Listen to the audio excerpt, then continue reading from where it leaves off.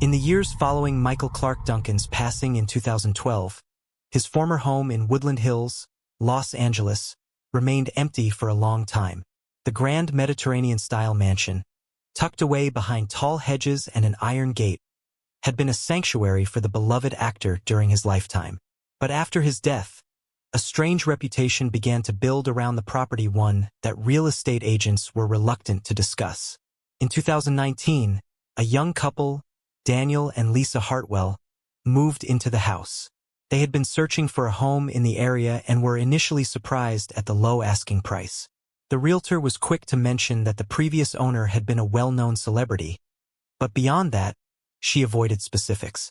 Daniel, a music producer, and Lisa, a freelance writer, saw the house as their dream home, a place where they could start a family. It had everything: a spacious backyard, a recording studio, and a beautiful master suite. First, everything seemed perfect. It started with small things: lights flickering, doors creaking open on their own, and a strange pressure in the air, as if someone unseen was always watching. Lisa often heard heavy footsteps in the hallway at night, but when she woke Daniel to check, the house was empty. One evening, while unpacking in the study, Lisa found a framed photo tucked away in a drawer. It was a picture of Michael Clarke Duncan smiling warmly, his powerful frame filling the frame. She decided to leave it on a shelf as a tribute. That night, the couple was awakened by a deep, distant voice, low, resonant, and unmistakably male. It seemed to echo through the walls, though they couldn't make out the words. A month later, Daniel was working late in the home studio when he caught something in the corner of his eye. Through the glass window leading into the hallway, he saw a shadow large and looming. The figure didn't move, but Daniel felt an intense pressure in his chest, a wave of grief and sadness washing over him. He turned the lights on, but the hallway was empty. Lisa had her own terrifying encounter when she was home alone one evening. She was sitting in the living room, writing on her laptop, when she heard a deep sigh right behind her. She froze. It was so close that she could feel the warmth of breath on her neck. Slowly, she turned, but there was no one there.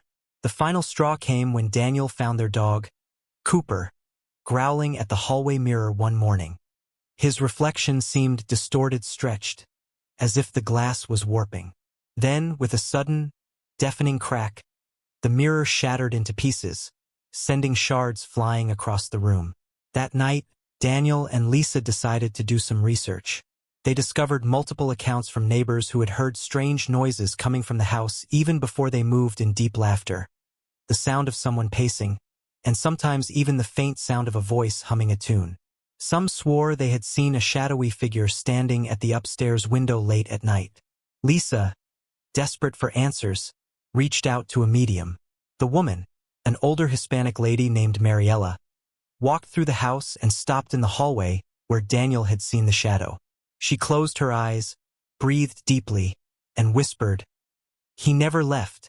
When asked why, Mariela said, "He is not angry. He does not want to scare you. He is protecting." That night, Daniel and Lisa made a decision. They set up a small shrine in one of the rooms, placing candles and the framed photo of Michael Clarke Duncan on a wooden table. They spoke to him, thanking him for his presence but also letting him know that he could move on, that his home was in good hands. From that night on, the disturbances lessened. The air felt lighter, the footsteps stopped, and the house no longer carried the weight of an unseen sorrow. Some say his spirit still lingers, watching over the place he once called home. But to those who knew Michael Clarke Duncan, the idea of him being a guardian rather than a tormentor makes perfect sense. In the weeks following their quiet tribute to Michael Clarke Duncan, the house settled into a fragile stillness. The oppressive weight in the air had lifted, the unexplainable sounds had faded, and for the first time since moving in, Daniel and Lisa felt a sense of belonging within the walls of their new home. It was as if the house had finally accepted them. But some things lingered. Lisa often caught herself staring at the framed photo they had placed on the wooden table, feeling an odd sense of reassurance in the actor's warm smile. She had never met him, but she found herself talking to the image in moments of solitude, whispering about her day, her frustrations, her anxieties. Felt ridiculous at first, but the act became strangely comforting. Sometimes, she swore the air would shift around her when she spoke, as if the house itself was listening. Daniel, on the other hand, struggled to shake the feeling that something unseen was still present. He told himself it was paranoia, the remnants of their past experiences clinging to his subconscious. But in the dead hours of the night, when the world was silent and the house lay wrapped in darkness, he would wake up with the distinct sensation of being watched. It wasn't menacing, just persistent, like standing in a room with someone just out of sight. It was a cold Friday night when Daniel first heard the voice. He had been in the recording studio, headphones on, layering tracks for an artist he was working with. Lisa had already gone to bed, leaving him alone in the softly lit space, the glow from his computer screen the only source of illumination. The speakers hummed as he adjusted levels, tweaking the bass, fine-tuning the treble. It was a routine he had done countless times before. And then, buried beneath the layers of sound, something else emerged. A whisper, low, deep, barely discernible. Daniel frowned, pausing the track. He rewound, isolating the vocal layers. Maybe it was an audio glitch, an overlap in the recordings. He played it again, slowing it down, adjusting frequencies.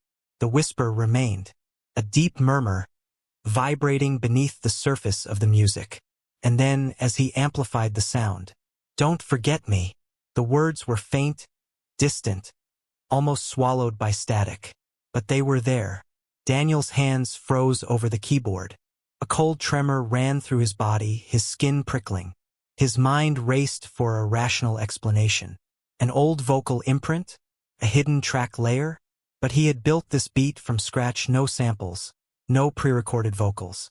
There was no logical way for a voice to be embedded in the mix. His breath came shallow as he listened again. The whisper was gone.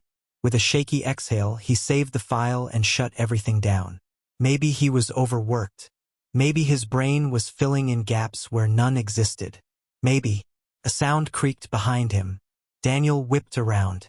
The hallway outside the studio was empty, the darkness stretching toward the living room. But the door, which he had left fully open, had shifted slightly, just enough to create a sliver of shadow between the frame. A movement, a trick of the light.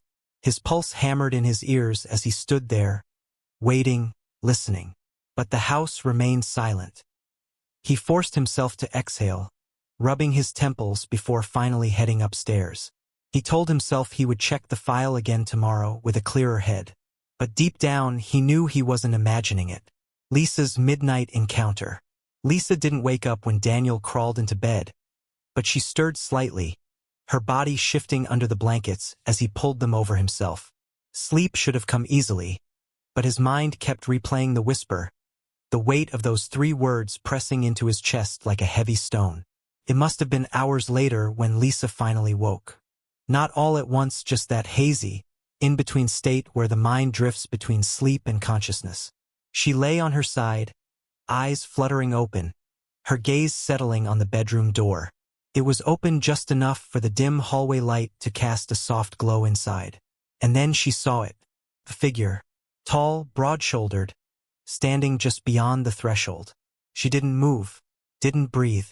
Her body locked into place, every muscle rigid with fear. The figure didn't step forward, didn't retreat, it just stood there, looming, its features hidden in the shadows. Lisa's heart pounded against her ribs, her throat tightening. She opened her mouth, ready to call for Daniel. But then something stopped her. A feeling. Not dread, not terror. Something else. Familiarity. The figure stood there for a moment longer. Then slowly, as if dissolving into the air itself, it was gone. Lisa lay there, wide-eyed, her breath coming in shallow bursts. It had felt so real, so tangible. And yet, there was no lingering fear, only a strange, aching sadness. She didn't tell Daniel about it the next morning. But when she passed the framed photo on the table, she paused and whispered, "I won't. Don't forget to subscribe and like if you liked this story." The house settled into a deceptive quiet over the next few days. The air inside felt lighter, as if whatever had lingered there before had loosened its grip. But Daniel and Lisa both knew better than to trust the silence. It was a waiting silence, a pause rather than an ending. Lisa went about her days as usual, working from home, tending to the small garden she had started in the backyard, trying to distract herself from the memory of the shadow in the doorway. She had convinced herself that she hadn't been dreaming, but she also didn't want to believe she had been fully awake. The alternative that she had truly seen someone standing in their bedroom was too much to process. Daniel, on the other hand, avoided the studio. The voice in the recording had shaken him more than he admitted. He still hadn't gone back to check the file. The thought of hearing that whisper again, of confirming that it had really been there, made his stomach twist.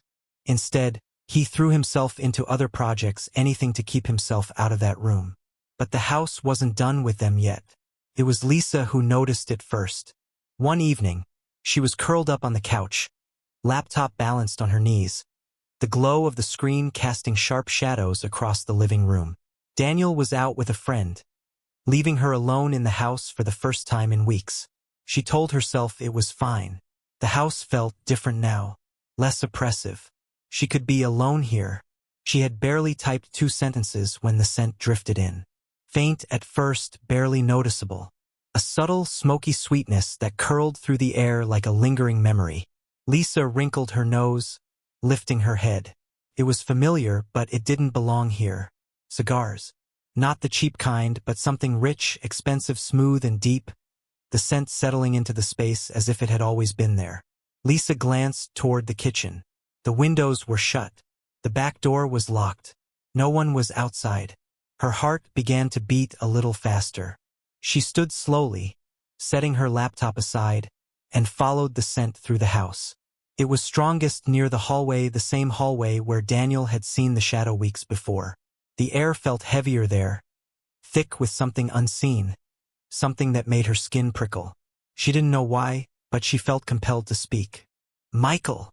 The name barely left her lips before something shifted. The scent disappeared. Not gradually, not fading out the way a normal smell would, but all at once like a door slamming shut. The air was empty again, still and normal. Lisa stood there, heart pounding, staring at the hallway. She wasn't sure what she had expected, but the sudden absence of the smell was worse than its presence. It was as if something had been there, listening, and now it was gone. She didn't go back to the living room right away. Instead, she lingered, staring at the spot where the scent had been strongest, her mind racing. She didn't know much about Michael Clarke Duncan's personal life, but she did remember reading that he had loved cigars. The realization made her shiver. Lisa told Daniel about the cigar smell the next morning over coffee. He sat across from her at the kitchen island, stirring sugar into his cup, his expression unreadable. "You think it was him?" he finally asked. Lisa hesitated. "I don't know. It wasn't scary, just there." And then it wasn't. Daniel exhaled through his nose, tapping the spoon absently against the rim of his mug. He hadn't told Lisa about the voice in the recording yet. He didn't want to, but something was happening in this house. Later that night, after Lisa had gone to bed, Daniel found himself standing outside the recording studio door. He hadn't intended to come here.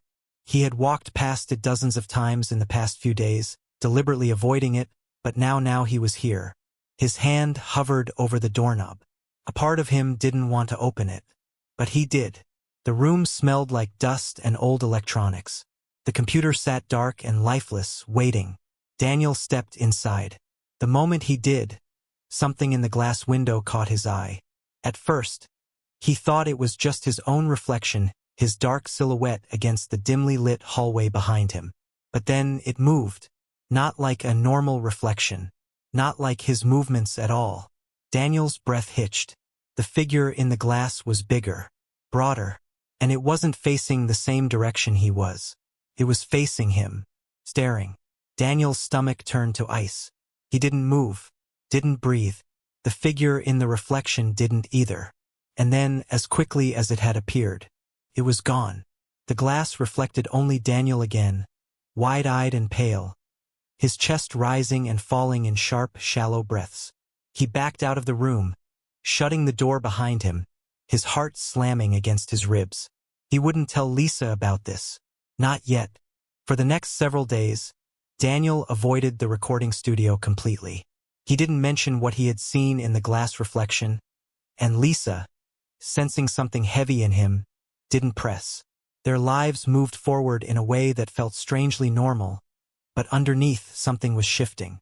The house had become quieter, not in the comforting way a home settles when it embraces its owners, but in the way an empty theater feels after the audience has gone. A waiting quiet. The feeling was strongest at night. Lisa no longer saw shadows in the hall, but she still felt a presence. It was different now, no longer looming or unknown. It was something she had come to recognize, to almost expect. Sometimes, as she brushed her hair in the mirror before bed, she would catch the faintest glimpse of movement in the reflection behind her, something that wasn't her or Daniel. Just a dark blur, shifting at the edge of sight, never fully taking form. She had stopped being afraid of it.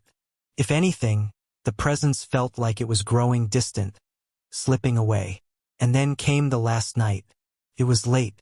Past 2 a.m. Daniel had fallen asleep in bed, but Lisa was still awake, staring at the ceiling, lost in thought. The room was silent except for the occasional creak of the house settling, the slow hum of the refrigerator downstairs. And then she heard it. Footsteps, heavy, deliberate, coming from the hallway. Lisa's breath caught in her throat. She turned her head slightly, peering toward the open doorway. The hallway light was off, but the glow from the streetlights outside cast long shadows across the floorboards. Someone was standing there, tall, broad-shouldered. She didn't move, didn't blink. Her heart pounded, but she felt no terror, only a deep, profound stillness.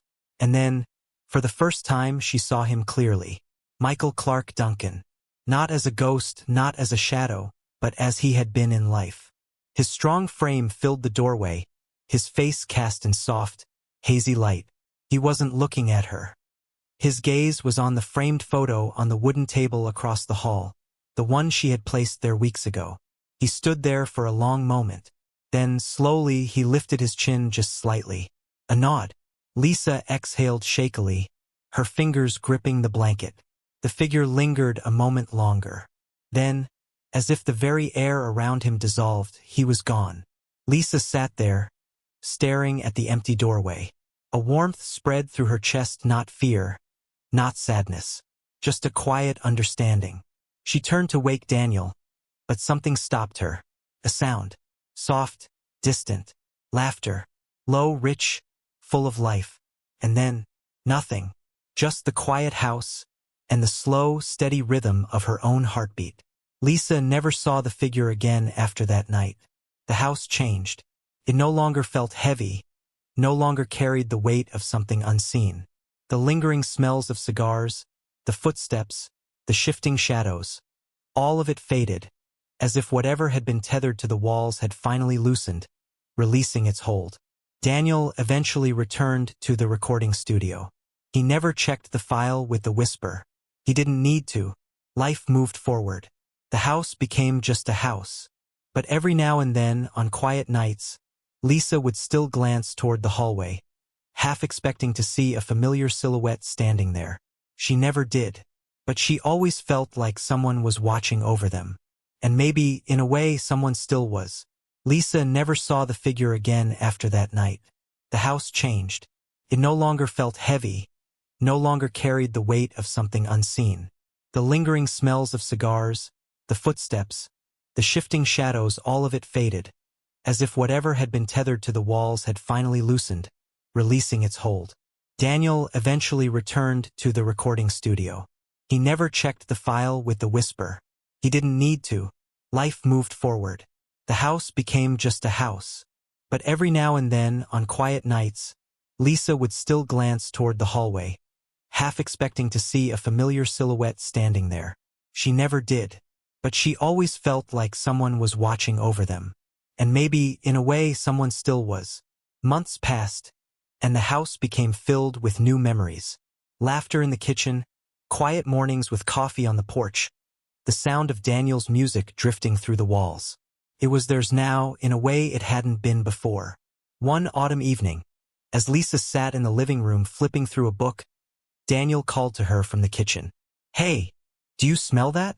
Lisa lifted her head. She inhaled. The scent was faint, barely there. But she knew it immediately. Cigars. Not overwhelming, not unsettling.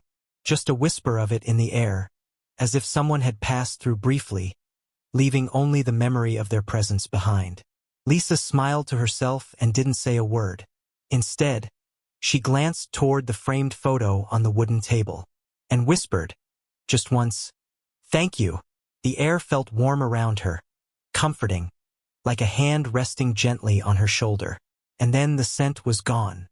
Don't forget to subscribe and like if you liked this story.